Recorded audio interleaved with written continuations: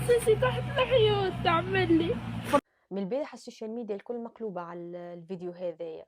طفل ماخذ سفذ في جميع المواد، والعباد تبارتاجي والناس هابطة تسب في المعلمة كيفاش تعطيه سفذ. فللتوضيح راني انا ما نجمش نسكت، على كي نشوف حاجة غلطة.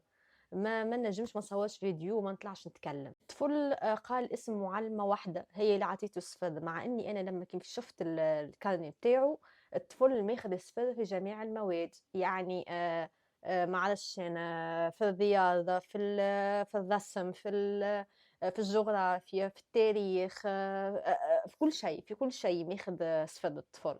فما نتصورش انا معلمه باش تقضيه المواد الكليكه. احنا نعرفوا اللي المعلمه باش تقضي ماكسيموم مثلا ايقاظ علمي وحساب مثلا، والباقي باش يقضيوها معلمين اخرين.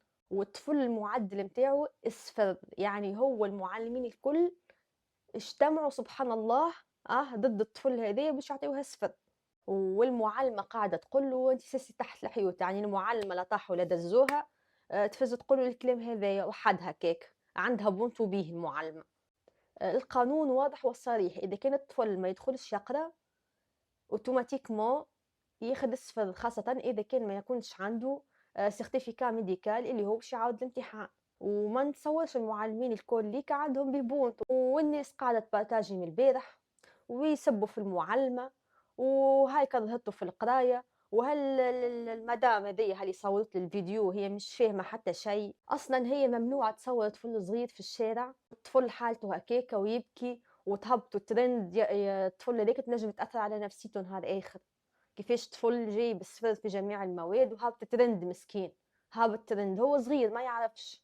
المفروض المؤسسة التربوية هذية تعمل حل تحقيق، تشوف كيفاش علاش الطفل هذايا وكيفاش جاب الصفر، تتصل بالولي، تشوف ظروف العيش نتاعو. الطفل هذايا ممكن عنده ظروف قاهرة اللي هي خلته ما يدخلش يقرأ أو يوصل يجيب الصفر في جميع المواد. لازم تاع حقوق الطفل تتدخل زاده في الحكايه هذيا.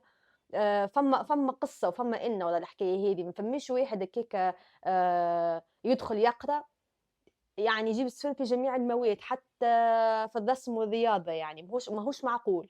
واذا كان الطفل ما يدخلش يقرا لازم نعرف السبب علاش الطفل ما يدخلش يقرا. والعباد اللي قاعد تسب في المعلمه وقاعد تشهر بها راهو عيب عليكم، وراهو شهر رمضان وظلم مش باهي. وكما قلت لكم راهو الطفل هذايا هو جبد اسم معلمه بركه، اما راهو هو ماخذ صفر في جميع المواد، يعني اكثر من معلم عطيه صفر، يعني هو في المجموع جايب صفر.